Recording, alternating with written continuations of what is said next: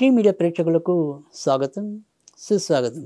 ఈరోజు జూలై 30వ తారీఖు మంగళవారం.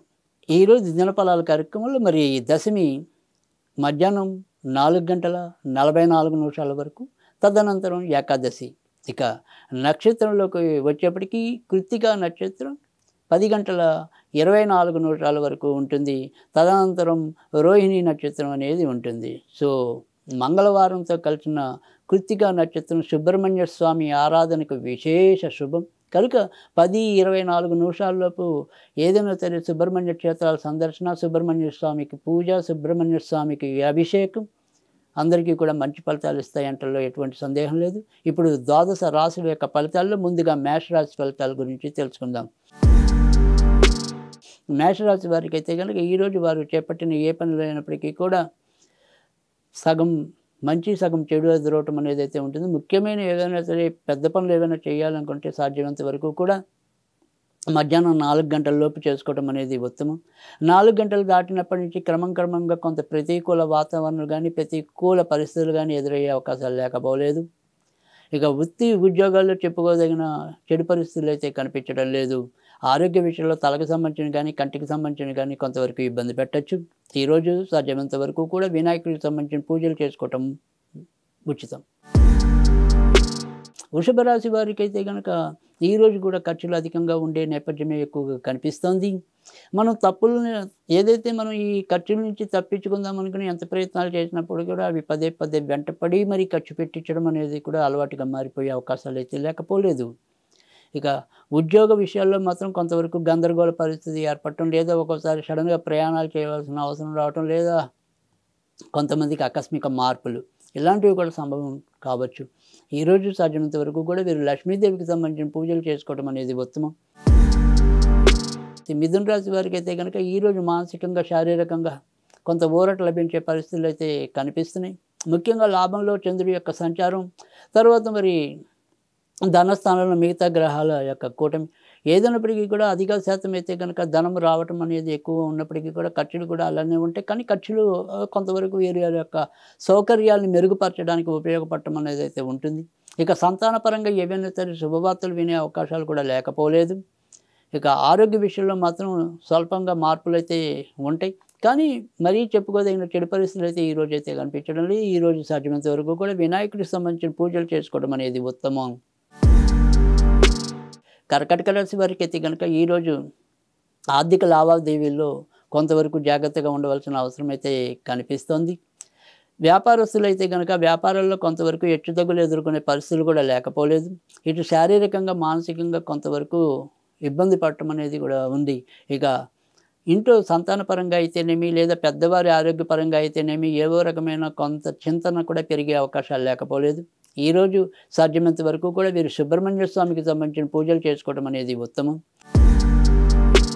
సింహరాశి వారికి అయితే కనుక ఈరోజు ఏదైనా వారి యొక్క వృత్తి ఉద్యోగాల్లో ఆకస్మిక మార్పులు గోచరం అవుతున్నాయి.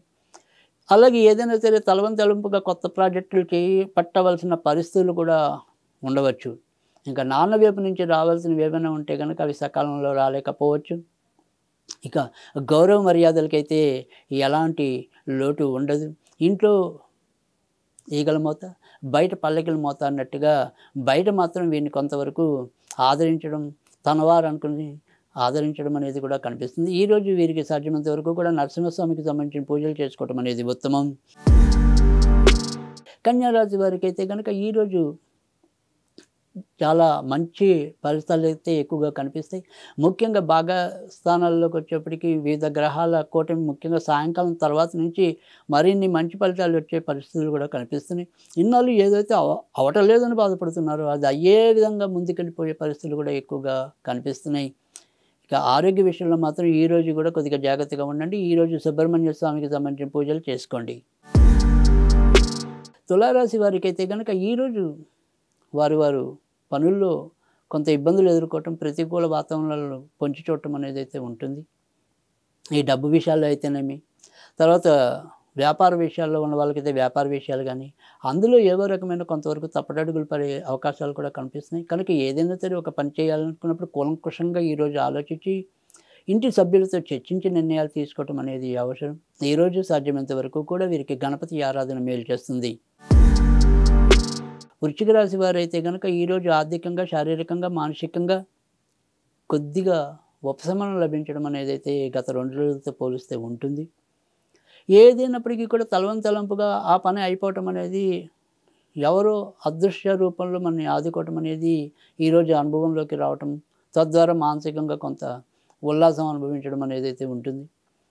ఇంకా ఇంట్లో ఎవరైతే దీర్ఘకాలిక రోగులు ఉన్నారో వాళ్ళు మాత్రం కొంతవరకు తమ యొక్క అనారోగ్యాలతో కొంత ఇంటి సభ్యుల్ని బాధ పెట్టడం అనేది అయితే ఉంటుంది. ఈరోజు సాధ్యమైనంత వరకు కూడా వీరు వెంకటేశ్వర స్వామికి సంబంధించిన పూజలు చేసుకోవడం అనేది ఉత్తమం. ధనుర్రాశి వారికి అయితే కనుక ఈరోజు చాలా విషయాల్లో అనుకూలత ఉన్నప్పటికీ కూడా వ్యక్తిగత ఆరోగ్య విషయంలో మాత్రం జాగ్రత్తగా ఉండాలి. సమయానికి తినటం, సమయానికి నిద్రపోవటం, ఆ అలవాటును మార్చుకుంటే కనుక మున్ముందు ఇబ్బందులు ఎదుర్కొనే పరిస్థితులు కూడా ఎక్కువ అవటం అనేది అయితే కనిపిస్తుంది. గోరంతలు కొండంతలు చేసుకుని బాధపడటం, అలాగే ఏదైనప్పటికీ కూడా తనకి కావాల్సినవి ఏవో సరైన దిశలో నిర్ణయం చేసుకోలేకపోవటం, ఇలాంటి వాటివన్నిటికన్నా కూడా మీరు కొంతవరకు నష్టాలు కొని తెచ్చుకోవటం అనేది అయితే కనిపిస్తుంది. ఈరోజు సాధ్యమైనంత వరకు కూడా వెంకటేశ్వర స్వామికి సంబంధించిన పూజలు చేసుకోవటం అనేది ఉత్తమం. మకర రాశి వారికి అయితే కనుక ఈరోజు పరిపూర్ణమైన ఆనందం పిల్లల ద్వారా లభించడం అనేది అయితే ఉంటుంది. కానీ ఇంకా మిగతా విషయాలన్నీ కూడా ఏవి కూడా సక్రమంగా పూర్తి కాలేకపోవటం, తర్వాత ఆలోచనలు కూడా సరైన విధానంలో సాగలేకపోవటం అనేది అయితే కనిపిస్తుంది.